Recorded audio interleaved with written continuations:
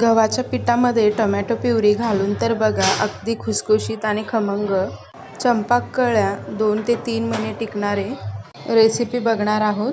1 वाटी गव्हाचं पीठ घेतलं आहे, अर्धी वाटी बेसनचं पीठ घालून घ्यायचं आहे। मिक्सरच्या भांड्यामध्ये 1 चमचा जिरे, 1 चमचा ओवा, 4 लसणाच्या पाकळ्या, 1 टोमॅटो, अर्धा चमचा हळद, 1 चमचा लाल तिखट, चवीनुसार मीठ घालून बारीक अशी तयार प्युरी पिठामध्ये मिक्स करून घ्यायची आहे। पीठ असं छान मळून घ्यायचं आहे। सुरुवातीला टोमॅटोच्या प्युरीने पीठ मळायचं आहे। थोडंसं पाणी घालून पिठाचे 4 ते 5 गोळे करायचे आहे, जसे व्हिडिओ दाखवल्याप्रमाणे। पिठाची मोठी पोळी अशी लाटून त्यावर काळे पांढरे तीळ लाटून घ्यायचे आहे। छोट्या छोट्या वाटीच्या साहाय्याने पुऱ्या तयार करून घ्यायच्या आहे।